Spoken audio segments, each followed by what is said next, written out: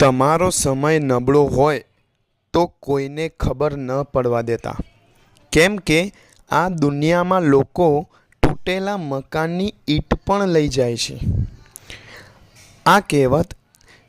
આપણા જીવનમાં ઘણીવાર સત્ય થઈ હશે એવું લાગતું હશે, કારણ કે જ્યારે આપણે મુશ્કેલીમાં હોઈએ છીએ ત્યારે જ લોકો આપણી મજા લેતા હોય છે અને કોઈ પણ વ્યક્તિને મુશ્કેલી ત્યારે જ આવે છે જ્યારે તે વ્યક્તિનો સમય ખરાબ હોય, એટલે કે તેનો સમય નબળો ચાલતો હોય। ધારો કે તમે વિચારો કે તમે કોઈ પણ ધંધો કર્યો છે, જેમ કે કાપડનો ધંધો કર્યો છે, એટલે કે ટેક્સટાઇલનો। એમાં કાપડ બનાવ્યું, પરંતુ ઘણીવાર એવું થાય છે કે આ કાપડમાં તેજી છે, જેમાં આપણને થોડા પૈસા મળે છે, એટલે આપણે એ કાપડ બનાવવાનું ચાલુ કરીએ। હવે કાપડ બનાવવાનું આપણે ચાલુ કરીએ અને માર્કેટમાં મંદી આવે, એટલે એ કપડું વેચાય જ નહીં। એટલે શું થાય, એ કાપડનો સ્ટોક થાય અને સસ્તામાં વેચીએ તો આપણને નુકસાન જાય, અને જો સ્ટોક કરીએ તો બધા જ પૈસા એટલે કે મૂડી રોકાઈ જાય।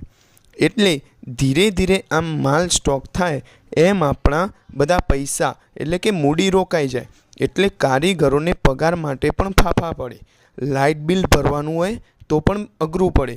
પછી શું થાય, લોકો જોડેથી વ્યાજવા લાવીને પગાર કરીએ, અને ઘણીવાર એવું થાય કે આપણે જે કપડું બનાવ્યું હોય તેની પડતર આપણને ધારો કે 18 રૂપિયા આવતી હોય,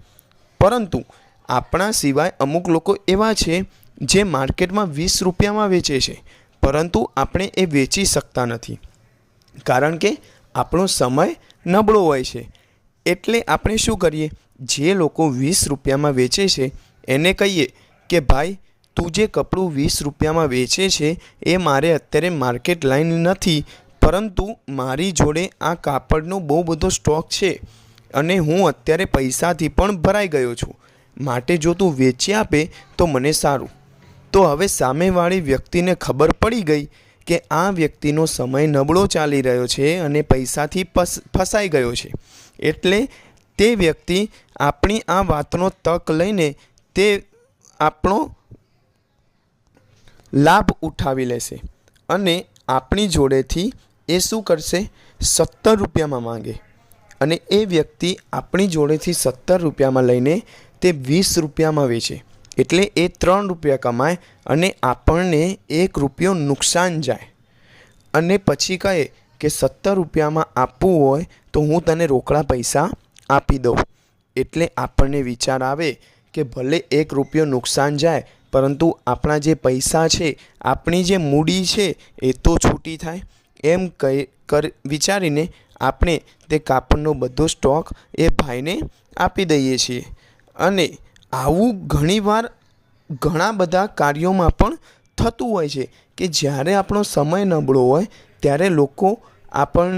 આપણો હાથ પકડવાની જગ્યાએ આપણને ખાડામાં નાખતા હોય છે,